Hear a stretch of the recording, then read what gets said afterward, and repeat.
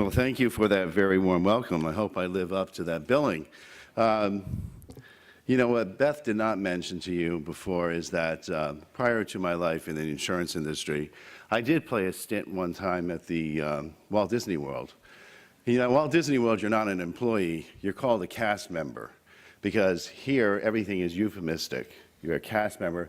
As a matter of fact, the gentlemen who followed the horses down the parade on Main Street, they were equestrian engineers. So they have a way of making you feel good. It's part of the Disney magic. So it is great to be back here at Walt Disney World and to be here at a summit with the Chamber of Commerce. Working with the Chamber of Commerce is a group that really does understand the importance of insurance and how insurance plays such a critical component of the engine in commerce of our state, our nation, and the globe. Certainly the last few years have been a challenge for our economy, both nationally and here in Florida. But as I look to this year and the years ahead, I think we've truly turned the corner in our economy. In my remarks today, I want to touch on some of the key areas of our market, and I want to highlight where we are, where we're going, and looking at some of the opportunities, and more importantly, look at some of the challenges we have going into this year and the following years. Can't start a conversation about insurance in Florida without talking about the property market.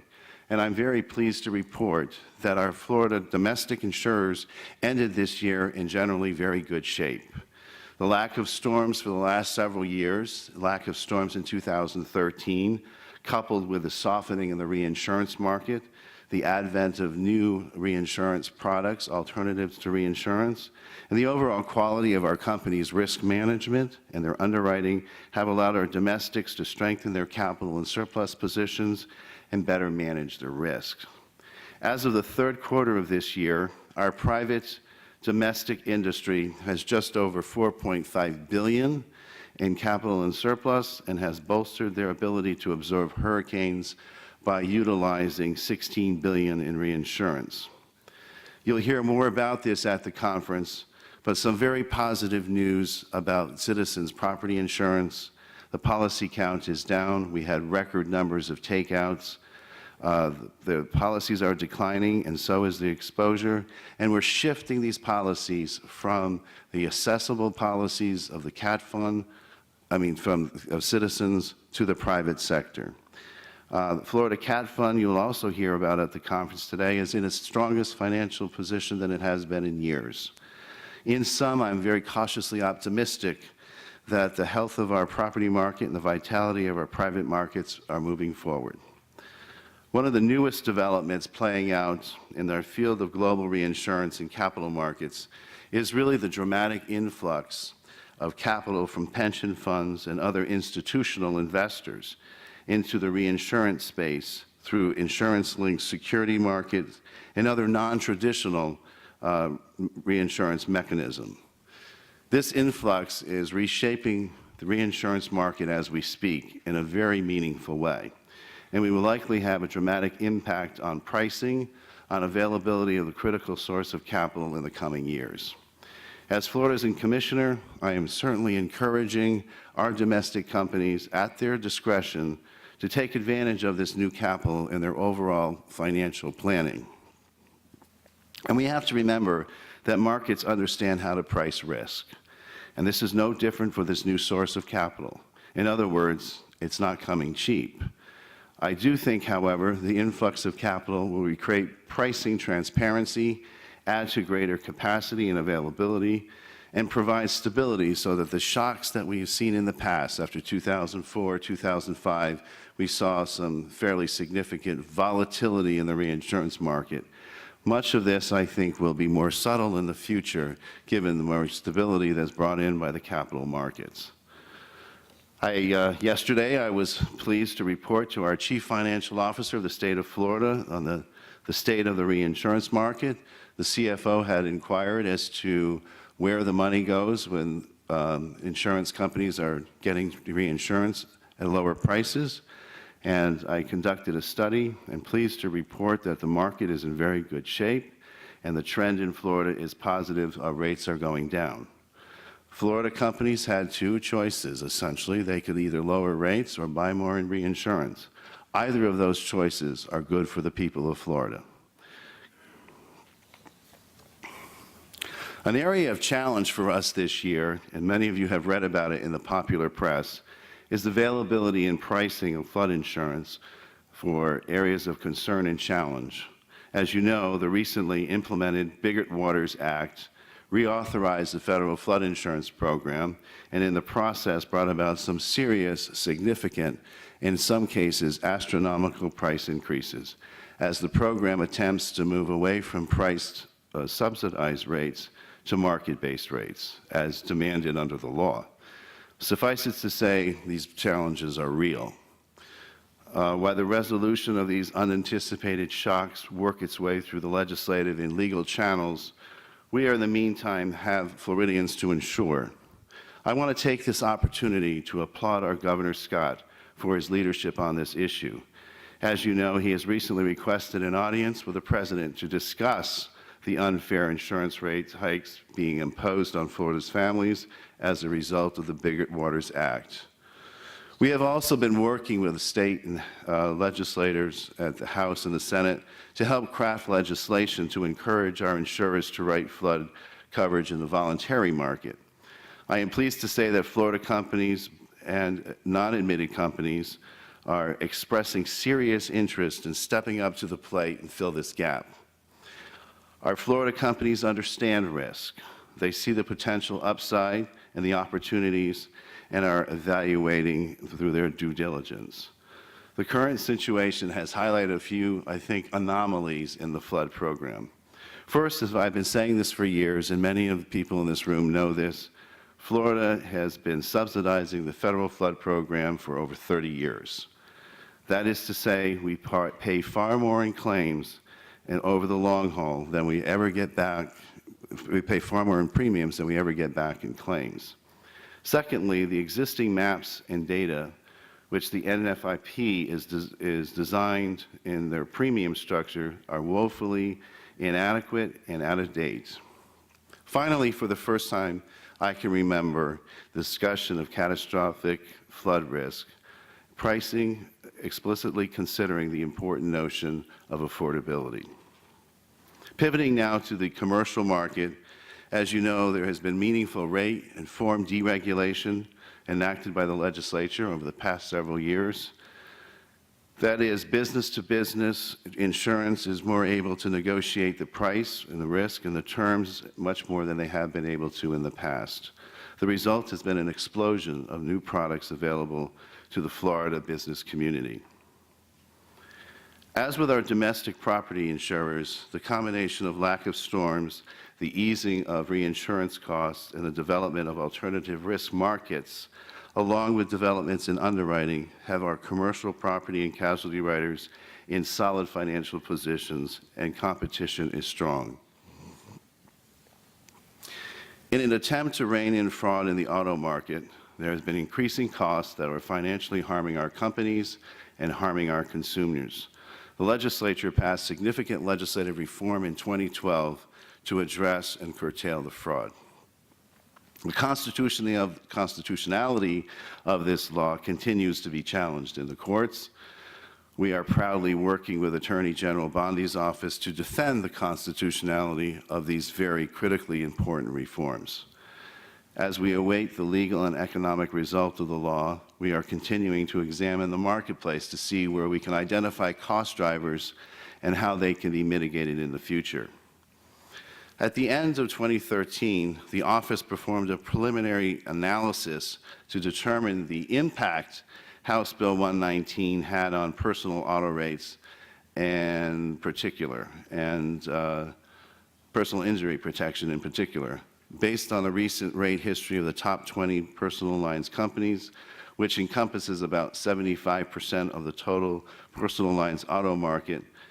House Bill 119 has been very successful in changing the upward trajectory of insurance premiums that we have been observing. Since the initial round of filings required by House Bill 119, the top 20 insurers have on average reduced PIP premiums by 13.2%. So it's working. The average Floridian is saving $156 a year. These savings range as far as $444 in Miami-Dade and as little as $89 in Tallahassee. Not all insurers have experienced decreases in PIP, but all insurers have recognized the savings due to House Bill 119 when determining the rate needs and rate changes in their filings with the Office of Insurance Regulation. In the space of the past 10 years, Florida has gone from having one of the most expensive, least competitive, and least efficient workers' compensation markets in the country to having one of the most competitive, efficient, and affordable markets, thanks in large part to the work of the legislature in 2003. This year, unfortunately, joining the 2 previous years, I regrettably had to raise rates another 0.7%. But the good news is that rates overall have still gone down 56% since the reform took place in 2003. Our workers' comp private market is one of the most competitive in the country, and our residual market, while it increased noticeably last year, still remains a very, very small part of the overall market. Looking ahead, it appears that the reforms of 2003 have pretty much run their course. There are other areas, however, particularly in ways we reimburse hospitals, both inpatient and outpatient, and how the drug repackaging law managed legally is some other area we can offer some reduction in rates in the future. The past few years have been very challenging ones in the life industry, and Florida life companies have no exception. The financial crisis of 2008 and the Great Recession and the imposed remedies to the crisis have kept interest rates very low. The low interest rate environment, combined with the contraction in the credit yield spread, unlike we have seen in recent history, have put real pressure on management and underwriting of life and annuity products. A number of companies have simply limited or eliminated some of their offerings, and profitability has suffered significantly. A majority of life company executives today characterize the low interest rate environment as their biggest source of risk. We follow our companies closely in Florida and have reason to believe they will weather the storm. Though the impact of sustained low interest rate environment will linger for some years to come, I did notice recently that market rates are rising somewhat and that credit spreads are widening as well. With the Federal Reserve having finally entered a phasing down of their monetary policy, it is likely that we will see rates return to normal levels, even given a roughly 2% anticipated inflation rate. This will help ease the pressure on life insurance companies and should also allow companies to begin writing more life and annuities to address the backlog and pent-up demand for these products. On a cautionary note, we continue to be concerned about the economic and market implications for health insurers, including potential assessments associated with a resolution of legacy long-term care insurance policy. This is an area that we will closely monitor in the future. 2013 was a fascinating year because it was the year of our implementing many of the provisions of the Affordable Care Act. And as many of you may have heard in the newspapers or watching TV, there was a few hiccups along the way when it came to the implementation of the Affordable Care Act. My office's goal during this time was to provide market and regulatory stability and maintain Florida's robust and competitive marketplace. The legislature last year passed Senate Bill 1842. The bill eliminated clear head-on conflicts between the federal law and the state law, enabling the office to enter into collaborative agreements with federal regulators and hopefully continue to provide that stable marketplace.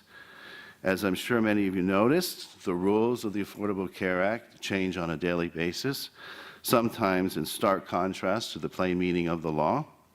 While we might hope for more stability in the future, We will continue to work closely with the industry, with our federal regulators, and of course the Florida legislature to ensure that Florida maintains its strong position in its health insurance market. Governor Scott has created, without question, a very pro-business environment that is attracting more businesses and jobs to Florida. The office continues its efforts aimed at encouraging business development in our state. These efforts promote jobs and growth in the insurance industry while also leading to new capital investments in Florida, while showcasing the state's attractiveness as a place to live and work. The office also continues to improve its regulatory performance measures and to promote speed to market. We also include encouraging new businesses to incorporate or to redomesticate to Florida, to expand current lines of business, and to increase the variety of products and competition across all lines of business. Fiscal year 2012-2013, the office welcomed 146 new entities to Florida. Of those, there were 41 new certificates of authority issued, and 12 of the new companies were domiciled in our state. In closing, 2013 was an interesting year, but a productive one nonetheless. By and large, we are beginning 2014 in a much better financial position than we were in 2013. There are going to be challenges this year, and I mentioned just a few, but I'm confident that working together, the government and the industry, we will meet these challenges and finish the year in even a better place than we began. Thank you and enjoy the summit.